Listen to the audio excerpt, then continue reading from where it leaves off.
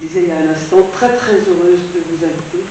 Et je vous remercie de m'accorder ce privilège parce que vous êtes une femme absolument exemplaire et que nous sommes ravis à l'Ancre Manouine de vous accueillir pour cet entretien.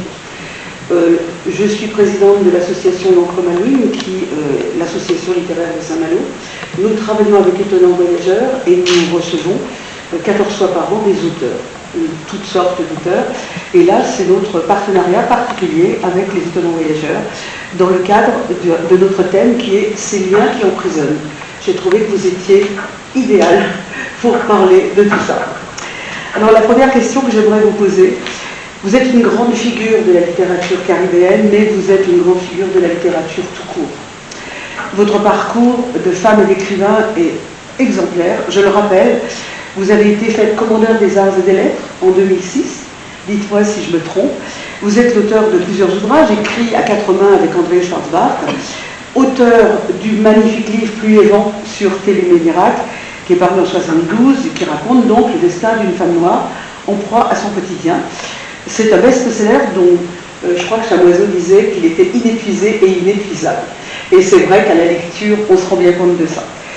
Mais il semblerait que votre destin, vous l'ayez rencontré un 15 mai 1959 à la station du métro Cardinal Lemoine, et j'ai le sentiment que vous vous étiez trompé d'après ce que vous nous dites. C'était Censier de Monton où vous deviez descendre. Comme quoi le destin fait bien les choses. Alors, à la terrasse d'un quartier latin, vous rencontrez l'homme qui s'appelle André Schwarzbach, et vous vivrez 47 ans d'une histoire d'amour comme on en vit peu. La première question que j'aimerais vous poser, madame, ce roman que nous n'avons pas vu passer les jours, est-ce que c'est pas d'abord et avant tout, mais d'abord, l'histoire d'un amour fou? Oui, c'est l'histoire d'un amour fou, et c'est l'histoire des rencontres possibles, impossibles. Et c'est l'histoire aussi d'une appropriation, d'une captation d'âme à âme, d'une quotidienneté vécue sans, justement, pas du tout dans la quotidienneté, mais chaque fois, nous avons vécu chaque jour de notre vie en l'agrandissant, en parlant poésie, en voyant des choses de beauté, et aussi comment dire, en voyant aussi, en traitant de toutes ces poches de noirceur qui jalonnent le parcours des humains. Nous avons essayé, à travers l'écriture, à travers les lectures, parce que André me lisait tous les soirs. Quand nous allions nous coucher, il fallait absolument que ça se passe de manière rituelle, c'est-à-dire qu'il y avait toujours un texte, un poème ou, encore mieux, quelques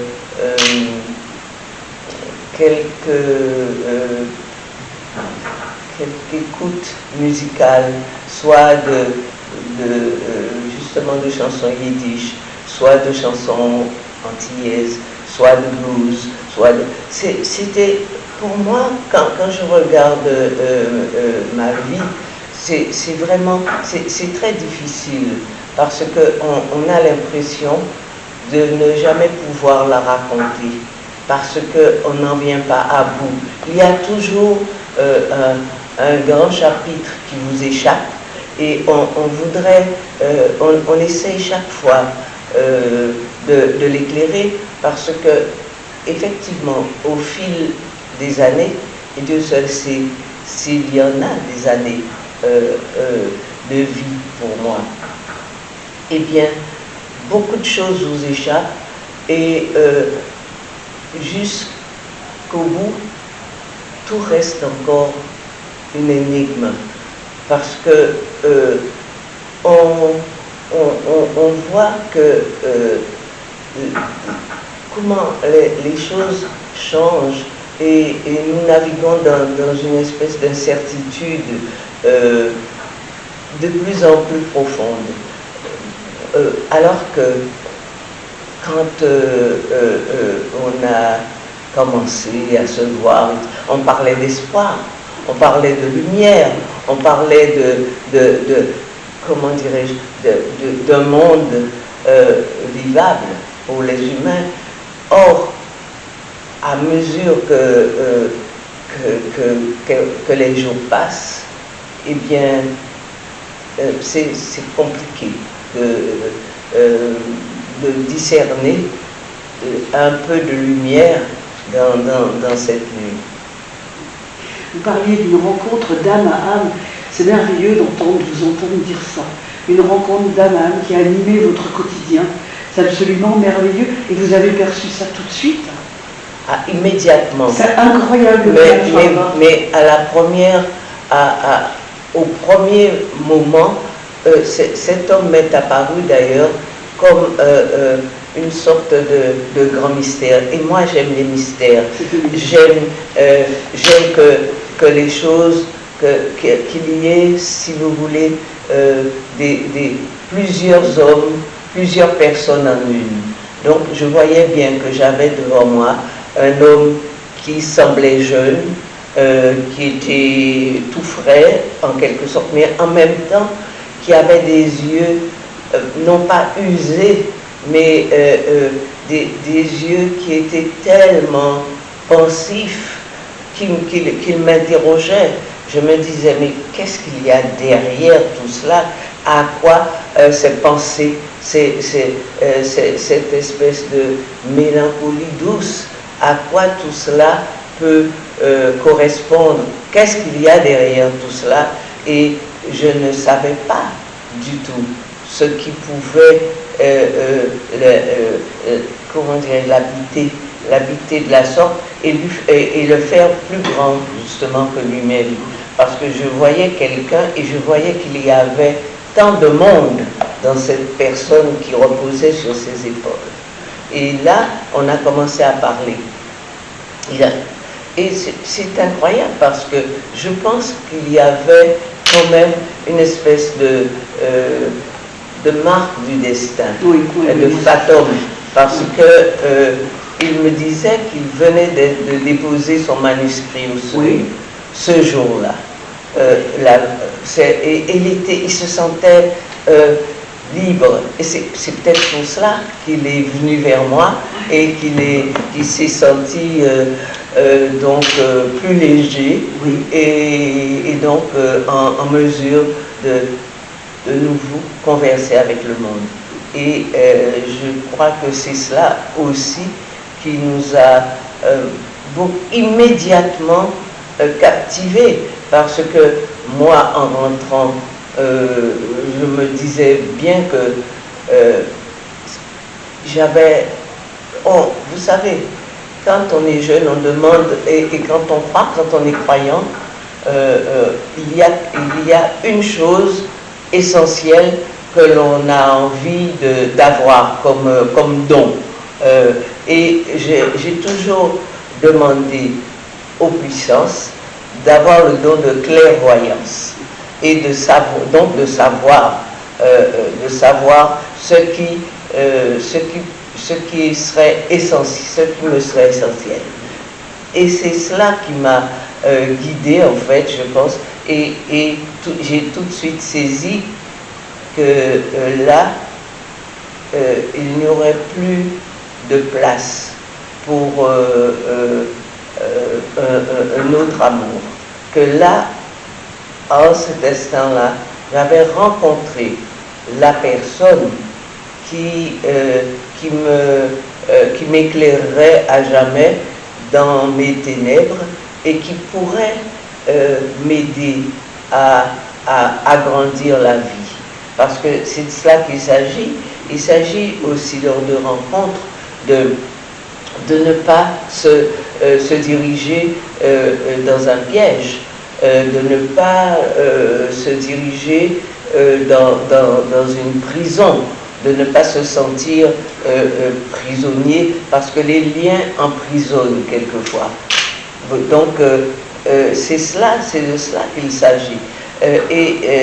Qu'il s'agit et qu'il s'agissait à l'époque. Donc, mais immédiatement, j'ai senti lors des conversations qu'il n'en serait rien et que j'avais là rencontré la personne qui pourrait, même sans que je ne le revoie, que je ne la revoie, c'est ça, cette personne, eh bien, j'ai bien senti que il y avait là un être qui n'était pas comme tous les autres hommes. C'est vrai que quand on a rencontré quelqu'un qui d'aussi, comment dire, il était fidèle à lui-même. Je sentais que et que contre toutes les tentations, il resterait juste. C'était aussi pour moi un juste. On ne rencontre pas tous les jours un juste et on ne vit pas tous les jours avec quelqu'un sans déceler en lui quelques, pas faiblesse, mais des petites failles. Et bien là, des petites failles, mais en même temps, mais des petites scories qui détériorent petit à petit, qui délitent au long du jour, au long des jours, au long des années, qui délitent l'être même, l'individu, qui le fracture. Or, là, c'était pas le cas. Tous les jours, j'ai vécu tous les jours aux côtés de cet homme-là, et je ne l'ai jamais surpris en flagrant délit de petitesse. Et cela, c'est très important. Vous ne l'avez jamais surpris en flagrant délit de petitesse. Madame Chamba, ce que vous dites, ça me bouleverse. Je suis émerveillée de vous entendre, et je vais vous dire, j'espère que quelque part, André vous entend. J'espère aussi. J'espère qu'il vous entend, parce que là, franchement, il va nous rejoindre. Alors, je voulais revenir à certains points de votre texte. Quand vous l'avez rencontré, vous l'avez dit, il avait envoyé au seuil le dernier des justes, qui obtiendra le concours la même année, et il mettait en scène Ernie Lévy, donc un juste qui connaîtra le destin d'Auschwitz. Et André disait, je veux juste rendre hommage aux miens. Parce que quand même, ses parents, ses frères et sœurs, ses frères et sa tante, ils ont fini leur jour en déportation. Et évidemment, il est insupportable de lire votre mère avec ce petit garçon de 9 mois qui part, sa mère avec ce petit garçon de 9 mois. C'est effrayant. Alors, il y a eu un accueil mitigé réservé à ce livre, et André a pris l'âge et il est parti en Guyane.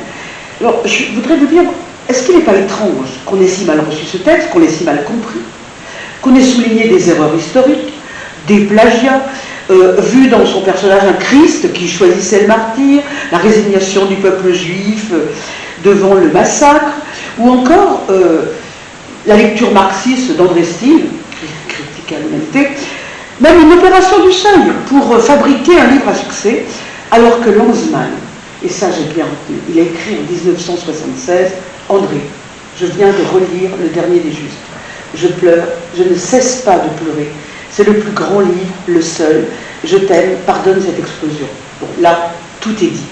Auschwitz, est-ce que c'est pas au cœur de sa démarche d'écrivain? Et est-ce qu'il pouvait en être autrement? Je crois que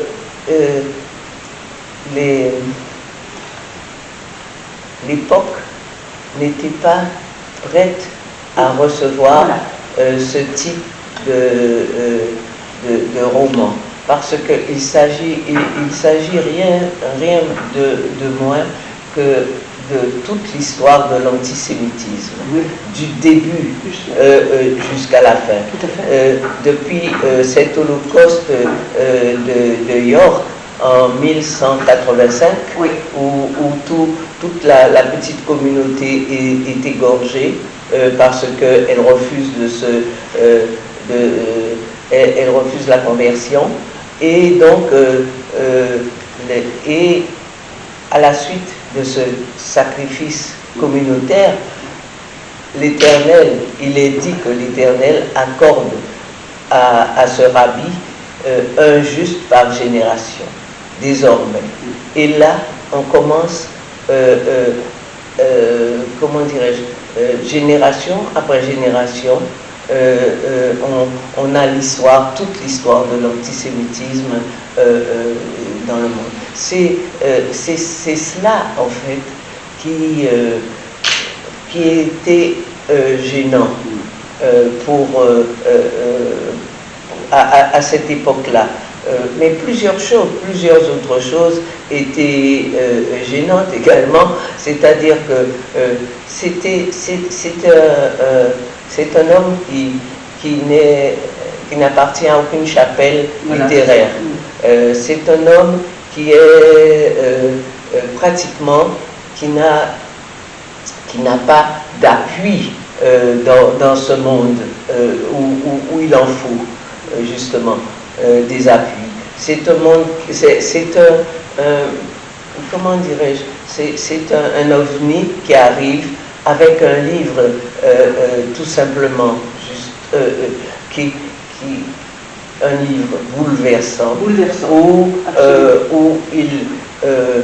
Où toute cette douleur justement d'avoir perdu son père, sa mère, ses frères, sa tante, et puis tous les autres, tout son monde. C'est pas, ça n'est pas seulement, ça ne se passe pas simplement à ce niveau familial, ça se passe, c'est tout son monde qui lui échappe, qui est parti, qui part en fumée, et qu'il essaye justement il essaye de comment puis-je te célébrer, les obsèques, quels obsèques, c'est juste un jour, aimable lecteur, si vous voulez rendre un jour un hommage, ou qu'il vous vienne quelque esprit chagrin, vous lèverez les yeux au ciel, et puis il y a quelque chose qui viendra ou qui ne viendra pas. Donc, c'est aussi l'impossibilité de faire comprendre aux hommes, tout simplement, les malheurs injustes, de communiquer l'indicible. C'est un livre qui vous incite tout simplement à comprendre que l'inhumanité est dans la quotidienneté, que ça n'est pas Auschwitz, voilà. Auschwitz n'est pas venu voilà, ex nihilo, par hasard, que si dans la société il n'existait pas de strate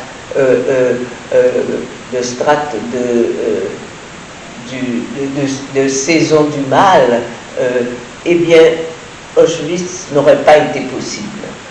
Si un tel désastre a pu survenir, c'est que dans l'homme, il y a une veine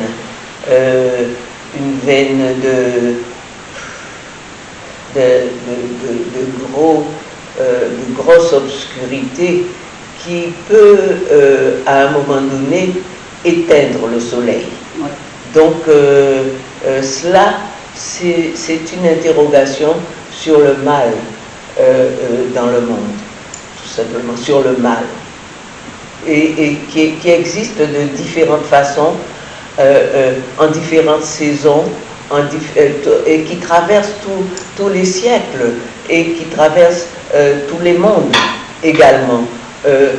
les génocides ne se sont pas éteints, jamais plus Auschwitz, jamais plus, et le Rwanda, et les massacres qui continuent, et les guerres, et toutes ces saisons du mal que l'on doit enjamber chaque fois au fur et à mesure, et auxquelles on est confronté sans arrêt. Maintenant, Iketenong, c'est quand même, ça veut dire, ça signifie que ce livre-là a plus de, comment dirais-je, est plus vivant et plus actuel que jamais. Comment penser à l'heure actuelle que l'on puisse faire face à, comment dirais-je, à Black Matters. Comment faire face à tout cela? Comment faire face? Comment faire face? Il a fallu cela. Il a fallu en arriver là, à ces extrémités, pour que l'on puisse faire un temps d'arrêt et se dire non, ce n'est pas possible. Mais c'était pas possible aussi quand il y a eu ces deux enfants juifs qui sont nos cousins, qui ont été assassinés à Toulouse, et Sarah Halimi qui est défenestrée au XXIe siècle. Des gens sont défenestrés parce que ils sont de telle ou telle confession, qu'ils appartiennent à telle ou telle société, à telle ou telle, je ne dirais pas race. Pour moi, les races, c'est tellement, comment dirais-je, c'est tellement peu conforme à mes croyances, parce que, par exemple, je saute un petit peu du coq à l'âne. C'est pas grave. Voilà, par exemple, dans L'ancêtre en solitude, la petite Mariotte mord par hasard la main d'un marin, et elle qui pensait que le sang des blancs était blanc, elle s'aperçoit que non, ce sont des perles rouges qui sortent. Et bien voilà, ce sont les perles rouges qui nous rassemblent tous. Bien sûr. Tout simplement. Bien sûr, bien au-delà des races. Mais évidemment, bien sûr. Alors, franchement, vous voyez, je suis allée à Auschwitz en novembre 2019 et j'ai pensé à André Schwarzbach. Je ne vous connaissais pas, madame, mais j'ai pensé à lui. Parce que j'étais allée là-bas pour expier la part d'ombre qu'il y a en chacun de nous. Parce que c'est trop facile de dire que d'un côté il y a les vilains nazis et de l'autre côté il y a les bons. C'est pas comme ça que ça se passe. Et si vous voulez, je crois qu'il faut marcher sur la rampe de Birkenau pour se rendre compte de ça. On comprend 10%, on comprend. Et tout le long, j'ai repensé à ma lecture du Dernier des Justes et à André Schwarzbach, et je vous assure, ça se passait dans la pluie, dans la boue, et c'était une expérience. C'est pour ça que je voulais parler avec vous. Parce que c'est une expérience incroyable. Il faut que j'y aille aussi. Oui, je pense, mais ça va être dur, mon ami, ça va être dur. Et surtout Birkenau. Voilà. Surtout. Oui. À Auschwitz, c'est terrible. Mais quand on arrive à Birkenau, c'est bien pire. Parce qu'on a d'un côté un camp de concentration et de l'autre côté un camp d'extermination. Voilà. Alors, vous racontez dans ce texte au titre extraordinaire, j'aime beaucoup ce titre, parce qu'il y a la collusion du passé composé, nous n'avons pas vu, et de l'infinitif passé. Alors, si vous voulez, le temps de la finitude, le passé composé, et l'infinitif, c'est le temps des possibles, et ça résume tout ce que vous êtes, vos propos, vos parcours. Alors, vous parlez de votre mère, institutrice, qui pleure, vous employez 3 fois le terme, l'absence de votre père, vous parlez de vos grands-parents, qu'un cyclone a chassé de leur petit îlet Brumont et qui se retrouvèrent à Goyave. Et Goyave, vous dites que c'était le temps des contes, un temps hors du temps, en fait, qui vous ouvrait le monde fantastique de l'oralité. Et cette oralité, elle imprègne toute votre culture. Là, je vais juste lire un petit extrait de ce que vous avez écrit. Elle imprègne vraiment votre culture, cette oralité. Il y a de très belles choses, je n'ai pas le temps d'en lire beaucoup. Nous sommes aussi une civilisation du verbe. L'homme qui sait parler vous emmène où il veut, dit le proverbe. J'ai été baigné d'oralité dès ma plus tendre enfance. Et vous ajoutez un peu plus bas, pour moi, un monde sans compte est inimaginable, comme un homme sans son ombre. Aux Antilles, nous avons besoin de fantastique, de merveilleux, car le rationnel ne rend pas compte de toute notre réalité. Donc, la langue dont vous usez ne relève pas de l'abstraction, elle se nourrit de son environnement, elle est en résonance avec la nature, elle se charge de magie, mais vous dites aussi que chaque jour vous éloigne de cette réalité, que la vieille langue créole se défait, et quand la vieille langue créole se défait, se défont aussi les liens avec votre être profond. Je voudrais vous demander si le problème du langage n'est pas au cœur de l'identité des hommes, et si, quand on aliène le langage, on ne déconstruit pas le monde, puisqu'on disait au début était le verbe. Voilà. Et verbo caro factum est, Oui. et habitabit in nobis. Oh. Et le verbe s'est fait chair Le verbe, c'est juste. et il a habité parmi nous Voilà. à partir de ce moment-là. Le verbe a habité parmi nous et le verbe a construit, on a construit le monde par le verbe. Oui. Les mots sont des espèces de plots que l'on assemble et qui petit à petit décrivent le monde. Mais il faut aussi s'en méfier parce que les mots peuvent aussi effectivement aussi bien construire que déconstruire, que détruire. Et là, il faut, la langue créole est pour cela élastique et joueuse. Et elle est aussi très feinteuse parce que par l'accent, parce qu'elle est parlée, parce que la voix apporte quelque chose d'autre, élargit le mot chaque fois. C'est pourquoi j'aime beaucoup, on est toujours chez nous en audience. C'est-à-dire que nous parlons les uns aux autres, mais par la parole, nous cassons le voile, nous ouvrons, nous le fendons et nous allons jusqu'au cœur. Mais le cœur, par les mots, et par les mots, par les mots, pas seulement les mots dits, mais par ce que l'on ne dit pas, par ce que l'on garde et que l'on transmet par onomatopée, par un regard, un geste. Voilà, un regard, un geste, ou tout simplement des sourcils que l'on peut hausser ou on peut fermer les yeux. Et vous mettez un rideau sur le monde quand vous faites ça. Voilà. Et il y a la parole humaine et les mots construisent quelque chose qui peut être construit, tout cela contribue à décrire le monde. Mais je pense que les mots sont en même temps quelque chose, ce sont des pigeons voyageurs, parce qu'ils nous invitent très souvent à partir très loin. Alors, avec un mot, on peut fracasser un individu, Oui. ou on peut, au contraire, on peut Lui donner la rédemption. lui donner, comment dirais-je,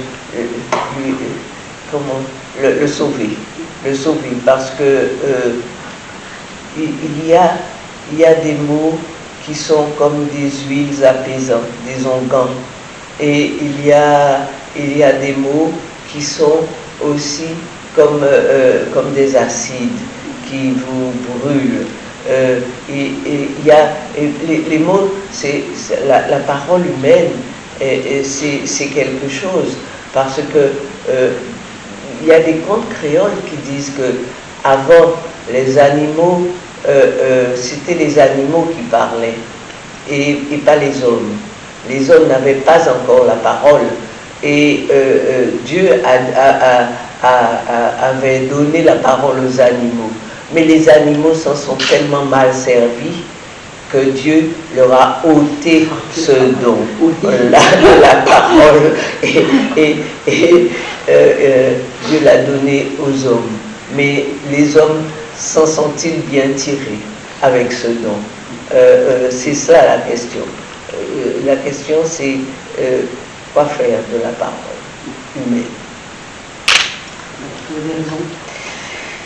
Alors, l'histoire d'André est extrêmement mouvementée, enfin forcément, il a 11 ans quand la France déclare la guerre à l'Allemagne. C'est un enfant de la guerre qui voit son monde partir en fumée dans les crématoires.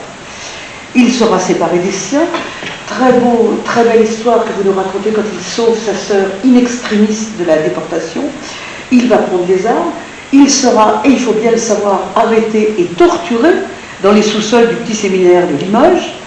Alors, il dit que c'est un petit juif anonyme qui s'affronte à la machine de mort la plus épouvantable du XXe siècle, qui attend, c'est très bouleversant, à l'hôtel Lutetia, il attend le retour de ses parents et il a un paquet de cigarettes dans sa poche pour le donner à son père.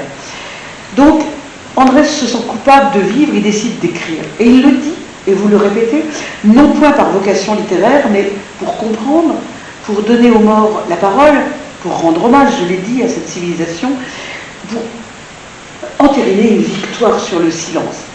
Je voudrais vous demander, Simone Schwarbach, est-ce que l'écriture a eu le pouvoir de réparer cet homme que vous décrivez torturé, inconsolable, en procès avec Dieu? Est-ce qu'elle a vraiment eu le pouvoir de le réparer? Il y a des réparations impossibles. Non. Elle n'a pas pu... vous pensez que... C'est vrai qu'en lisant votre livre, on a l'impression qu'il n'a pas été réparé. Non. Je ne pense pas. Alors, vous avez formé avec lui un couple d'élection, vous entreteniez des liens épistolaires, et vous écrivez comme un cordon ombilical nous permettant tout simplement d'être. Vous vous êtes reconnu. Il y a un très beau passage, page 99, vous en avez parlé, c'est assez extraordinaire de vous lire. Je pense que tout le monde devrait lire vos livres.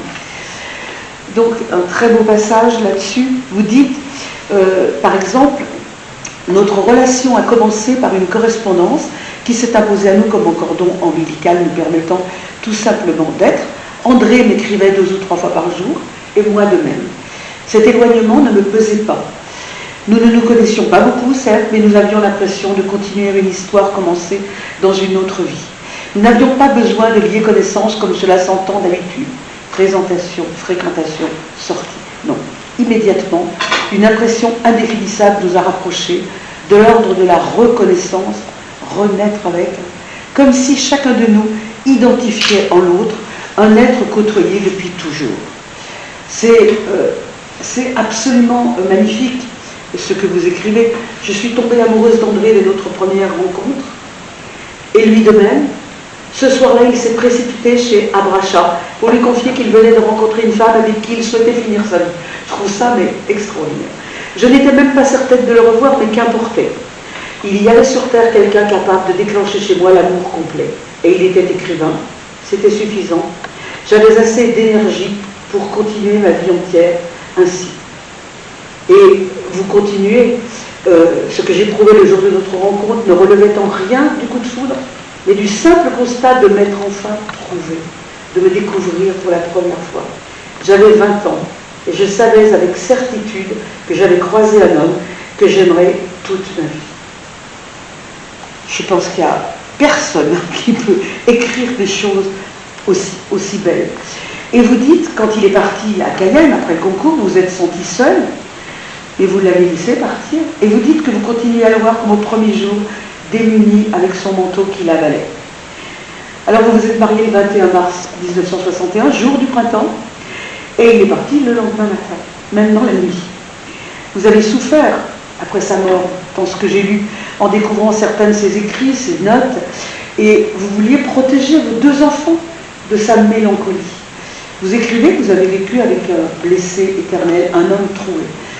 Et je voudrais vous demander si vous n'étiez pas quelque part la lumière d'André. Est-ce que c'est pas vous qui, d'une certaine manière, l'avez quand même malgré tout sauvé des ténèbres qui l'envahissaient?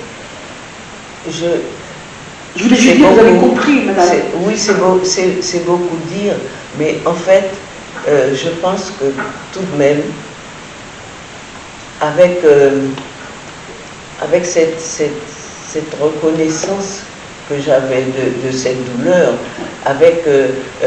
et je comprenais bien que c'était quelque chose qui était irréparable, mais qu'il fallait tout de même tenter comment dirais-je, de repriser le tissu.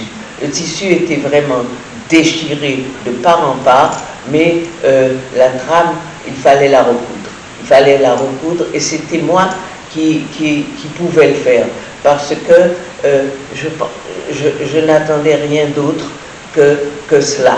C'est-à-dire que je n'attendais rien d'autre que de pouvoir moi-même, par cette histoire, être complètement renvoyé à la mienne chaque jour et à chaque étape, mais en même temps, cet homme-là, c'était quelque chose, c'était un phénomène,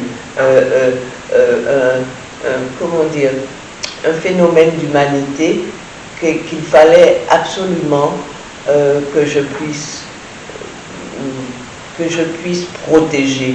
Je sentais que je le protégeais. Je sentais que ma manière d'être au monde, différente, beaucoup plus exubérante, beaucoup plus d'une façon, j'étais et je suis toujours une joyeuse. Je crois en la vie, je crois au miracle, je crois dans les hommes. Malgré tous les malgrés, je crois que l'homme,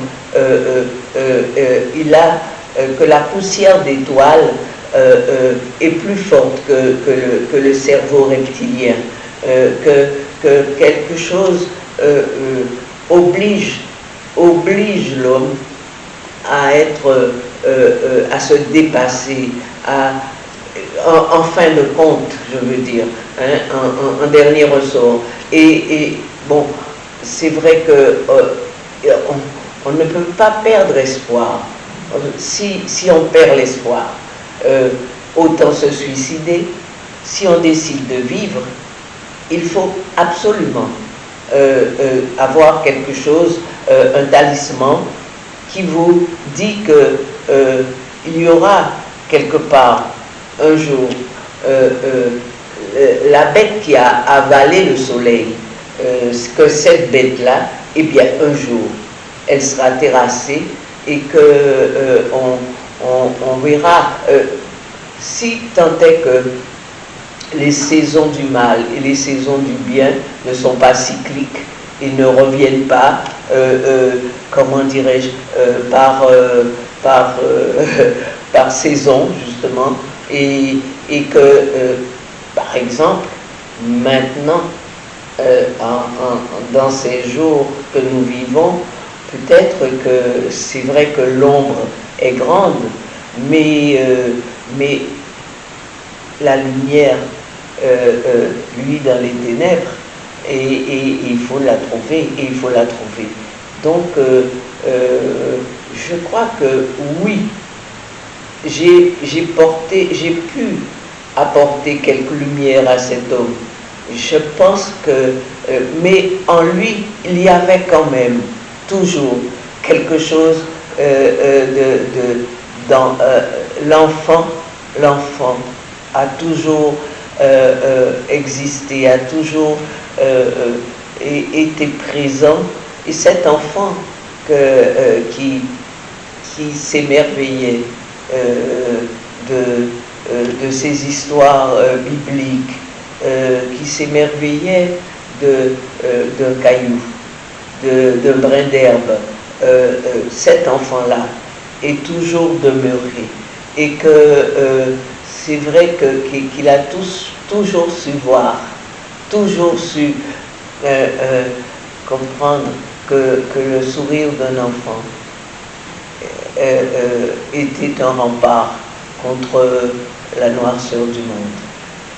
Et il a toujours gardé cette petite chose-là qui n'est rien et qui pourtant fait que l'homme peut continuer son combat. Alors après avoir séjourné dans les Caraïbes, André veut se lancer dans un cycle antillais de 7 volumes. Il y réfléchissait depuis 1955 et il l'a intitulé par la suite La mulâtresse solitude, dont un tome serait Un plat de porc aux bananes vertes qu'il publie en 1967, que vous avez longtemps refusé de co-signer. C'est la grande geste des Noirs. Alors cette narratrice, c'est Mariotte, c'est une vieille antillaise de 77 ans, et André dit « La vieille et moi, et je suis elle. Recherchant ce qu'elle pense, je découvre le fond de mon cœur. » Et effectivement, il avait saisi cette résonance entre les histoires noires et juives, et en 1941, il s'est pris d'un amour fraternel pour tous les opprimés, et il va dédier ce livre à la fois à Aimé Césaire, poète antillais, et à Elie Wiesel, écrivain juif, pour signifier cette résonance entre deux expériences extrêmes, la Shoah et l'esclavage, qui vont permettre d'instaurer un dialogue entre ces deux peuples. Est-ce que c'est André qui vous a permis, à un moment donné, de vous approprier votre histoire, de tourner le dos à cet oubli de vous-même dont vous parliez, comme il l'avait fait dans le dernier Juste pour dire l'anéantissement des siens? Est-ce qu'il vous a permis cette réappropriation de votre propre mémoire? Mais c'est justement le ciment même de votre couple. De notre couple. Voilà. Tout à fait. Oui, il m'a donné mon histoire. D'ailleurs, ce petit livre exceptionnel et tout à fait fondamental, fondateur aussi de la résistance des femmes antillaises au moment de l'esclavage, La mulâtresse solitude, c'est une espèce de cadeau qu'il me fait, justement, en me racontant, parce que j'étais incapable, moi, d'aller chercher cette histoire qui était tellement bouleversante pour moi et que je ne pouvais pas me raconter à moi-même. Je voulais savoir comment est-ce que mes ancêtres, la première femme qui avait débarqué dans cette île de Guadeloupe, les fers aux pieds, comment est-ce qu'elle avait vécu? Eh bien, c'est tout cela qui m'a permis de récupérer ma propre histoire. Alors, a commencé une autre phase de votre vie à deux. À travers l'histoire d'André, c'est votre propre histoire qui vous revient, donc. Alors, on pourrait lire tout votre livre en entier ce matin, mais on n'aura pas le temps. Je ne m'attendais sûrement pas à découvrir mon histoire à travers l'histoire d'André, à travers la Shoah. Mais c'est ainsi qu'elle m'est revenue à réactualiser, en quelque sorte, la fuite des esclaves, le confinement des bateaux négriers, les wagons plombés, les chiens dans les camps, dans les campagnes pour nous autres. Autant d'horreurs qui se superposaient, se répondaient. À présent, le temps était venu de montrer à mon mari la couleur de mes entrailles. Autrement dit, il fallait qu'il connaisse la personne que j'étais derrière l'enveloppe de ma peau, mon moi invisible. Je ne sais pas pourquoi il avait besoin de passer par le filtre de mes yeux. Il me disait, alors, cet acte d'amour, je suis par ces passages, cet acte d'amour à travers l'écriture nous modifiait insidieusement. Il devenait moi et moi lui. C'est le plus naturellement du monde que j'ai endossé ma nouvelle identité, Simone Schwarzbach. Cela signifiait que la petite caribéenne à la quadruple appartenance en avait une cinquième en devenant juive aussi. Dans cette traversée de siècles d'univers, j'ai pris ma part de ses cauchemars et il a pris les miens. Vous écrivez, vous devenez donc Simone Schwarzbach et vous co-signez avec lui Un plat de porc aux bananes vertes. Ce livre, il est fait de votre chair, comme les enfants que vous mettez au monde après, et désormais vous avancez à deux. Vous débrouillez le présent, vous tentez de créer un chemin d'avenir, parce que libérer et restaurer la dignité de l'homme, établir un lien entre les âmes et relier les hommes entre eux, c'est l'unique objet du romancier. Mais je vous pose cette question. Ce livre non plus n'a pas eu l'audience que vous auriez souhaité. Et après, André écrira sans publier. Mais madame, quand on veut faire remonter du passé la souffrance des peuples, est-ce qu'on ne hisse pas dans le présent une vraie forme de culpabilité que le monde ne veut pas entendre? Vous le disiez tout à l'heure, il n'est pas arrivé au bon moment, parce que le monde ne veut pas les entendre, parce que quelque part, on est comptable de ces souffrances. On ne peut pas les regarder comme ça en disant si les autres, c'est pas moi. Donc, est-ce que c'est pas ce refus de regarder la souffrance pour ne pas se sentir impliqué dans cette souffrance qui fait qu'on ne l'a pas écouté? Tout à fait. C'est les hommes, les gens, la douleur, en fait, c'est la chose la mieux partagée du monde, mais c'est la chose que l'on ne peut pas voir, que les hommes ne veulent pas voir, ne veulent pas endosser. Ils veulent de la frivolité. Et ils font sans arrêt dans... il y a toujours des espèces de suggestions, de suggestions de divertissement pour pouvoir éloigner, comme si les hommes n'étaient pas capables de regarder le froid du monde et pour essayer de le réchauffer, justement, mais étaient incapables de le supporter aussi. Mais si les hommes commençaient à supporter ensemble justement le froid, le glauque, toutes ces histoires que bien souvent les peuples n'ont pas cherché, mais qu'ils subissent, eh bien, s'il y avait une sorte de lien humain qui faisait que, eh bien, on prend un peu de la souffrance de l'autre. On le voit, on le comprend, mais il y a un refus. Il y a un refus. Les gens ne veulent pas de cela. Ils ne veulent que de palem et circenses, le pain et le divertissement pascalien. Voilà, le divertissement pascalien. On n'en sort pas. On n'en sort pas. Vous me faites penser, toujours à Birkenau, à des gens qui font des selfies devant les latrines. On n'arrive pas à comprendre, on n'arrive pas à se dire, on se dit qu'on va se réveiller. Donc il y a un aveuglement volontaire. Volontaire, bien sûr. C'est volontaire, tout à fait.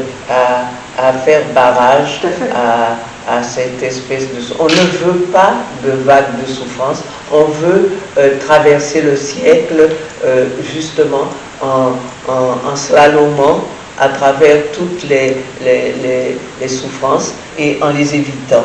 Non, les piquets sont là et quelquefois on peut buter sur ces piquets et se retrouver complètement par terre et même en arriver à ne plus vouloir vivre parce que ce sont des montées d'acidité qui vous envahissent parce que vous n'avez pas voulu à un moment donné ouvrir les yeux, partager, voir que on ne peut pas simplement être un humain sans passé, sans présent, sans les autres, et vraiment comme une feuille au vent. Non, on n'est pas des feuilles au vent.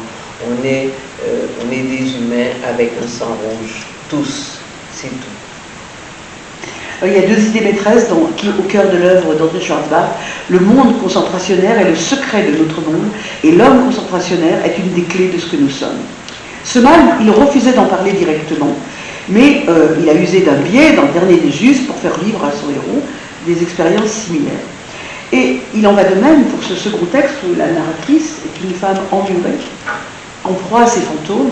Elle est enfermée dans un asile qui est une sorte de bourgeon concentrationnaire de notre monde, qui est le point d'orgue de l'esclavage, du racisme et de l'univers concentrationnaire. Voilà les trois thèmes qui reviennent. Mariotte, c'est une dépossédée, comme André. Elle va ressusciter les morts et les remettre dans l'histoire universelle.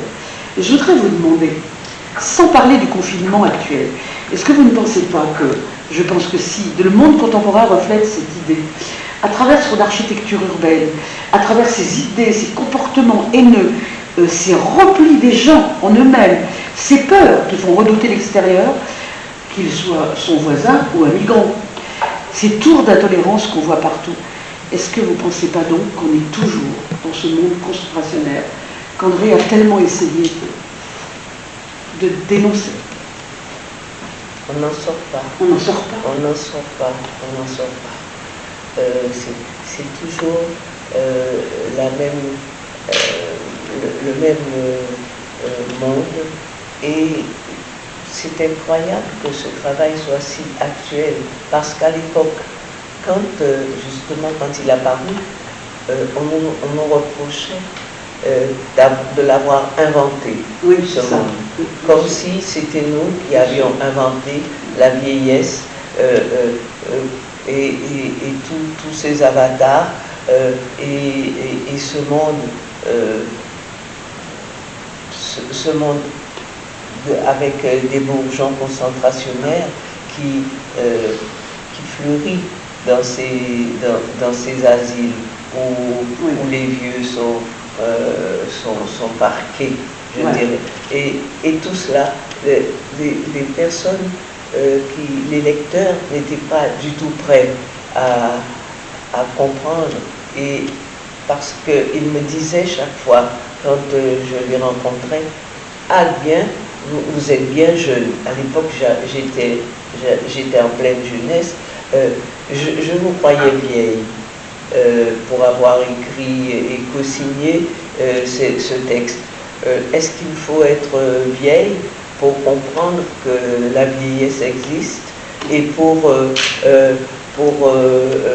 voir que tout ce qui découle, tout le mal et tout ce qui advient à partir du moment où l'homme peut exclure de son univers naturel les personnes âgées où maintenant il n'y a pas de place dans les familles pour les personnes âgées.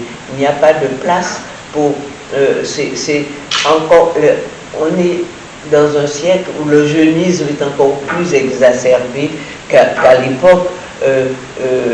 On nous disait, mais pourquoi vous vous attaquez à vous parler de vieux, vous ne pouvez parler que de monde concentrationnaire, de vieillesse.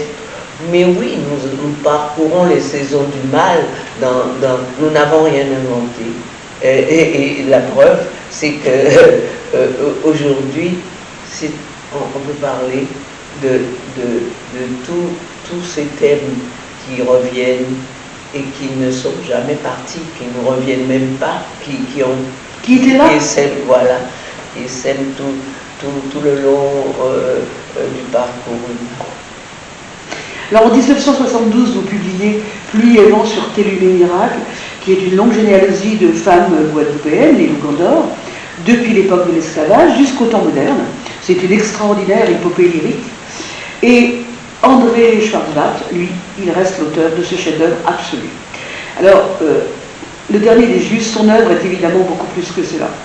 Et cette mulâtresse solitude dont vous parliez tout à l'heure, qui était incomprise au moment de sa publication, elle est revendiquée aujourd'hui par tous à Guadeloupe, pièce maîtresse de l'histoire. Alors, nul ne va contester aujourd'hui le tribut qu'a apporté André Schwarzbart à la littérature, et je dirais bien au-delà de la littérature, à l'humanité. Je relis Le Dernier des Justes pratiquement tous les mois. Et il suffit d'entendre le discours d'Édouard Glissant lorsqu'il vous a remis en 2008 le prix Carbet de la Caraïbe et du tout monde. C'était un moment d'exception. J'ai peut-être le temps encore de lire ce passage parce que c'est vraiment très très beau. André et Simone nous ont appris à toucher nos ombres pour mieux nous sentir, à traverser nos peurs pour trouver nos soleils, à aimer nos défaites pour fêter notre grandeur. Et tout un tas de paysages, de feuilles et de rivières de cachots et de cauchemars, de mornes oubliés et de halliers en feu, de cannes maudites et de racines de barbadine, s'est fait champ d'envoûtement pour nous remettre aux mains du monde, tels des nouveau-nés. Ce monde où la Shoah et l'esclavage avaient meurtri le grand songe d'une possible fraternité. Ce monde a dépassé, non par l'oubli, mais par la mémoire fascinée de toutes les barbaries. Ce monde de camps de plantation qui n'était rien d'autre que la préfiguration des camps de concentration dont ils avaient saisi la démesure commune à l'échelle de la démesure.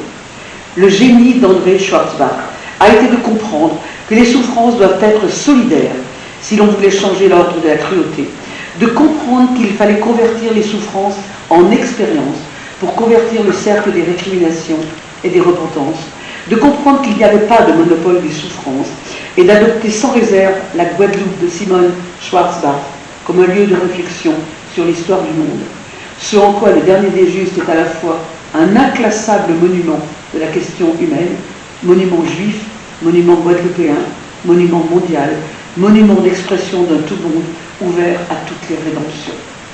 C'est un magnifique éloge, et malgré tout, il va vous dicter d'un trait le retour à Auschwitz 50 ans après la Shoah, le retour de Haïm, son double, au milieu des touristes.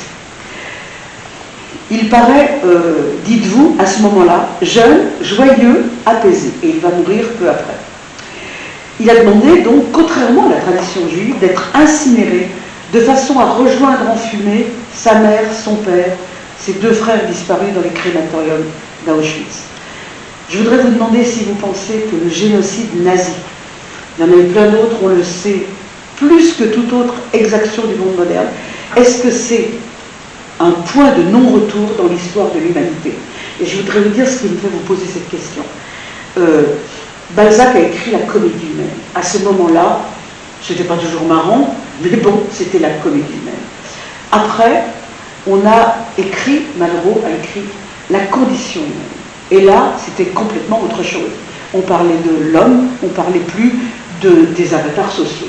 Et après, Antelme, au moment de Marguerite Duras, a écrit l'espèce humaine, comme si les années qui passent nous réduisent. Il faut passer de la comédie à la condition et à l'espèce humaine. Est-ce que vous pensez qu'on est arrivé à un point de retour, à un point de non-retour dans l'histoire de l'humanité? Et que, comme disait Valérie, aujourd'hui nous savons nous autres que nos civilisations, aujourd'hui nous savons que nos civilisations sont mortelles. Qu'en pensez-vous, Madame Schwarzbach? Oui, je pense qu'on est arrivé à un point de non-retour. Je n'aimerais pas avoir à le dire, avoir à le penser, mais c'est ce que je ressens, c'est ce que je ressens profondément. Et cela me laisse sans voix, sans mots. Et une grande tristesse. Une grande tristesse. Parce que je ne vois pas, je ne vois pas ce qui peut nous sauver. Je ne le vois pas. Mais peut-être que nous avons d'autres ressources. Franchement, ce sont des questions qui m'assaillent et auxquelles je n'ai pas de réponse. Tantôt je pense, il y a des jours où je pense que oui, il y aura autre chose, il y aura un autre devenir, et puis tantôt je pense que non, je ne sais pas, je n'ai pas de réponse, comment dirais-je, de réponse absolue. Non, je ne peux pas. Madame Schwarzbach, voulez-vous ajouter quelque chose à notre propos? Je pense que nous nous sommes découvertes, nous avons parlé, et que c'était juste. Nous avons parlé et nous nous sommes dévoilés, et c'était bien. Je suis très heureuse de cet entretien. Merci. Je vous remercie infiniment, Madame Jarbas, moi aussi. Mon émotion est très forte. Moi aussi. Je vous remercie 1000 fois.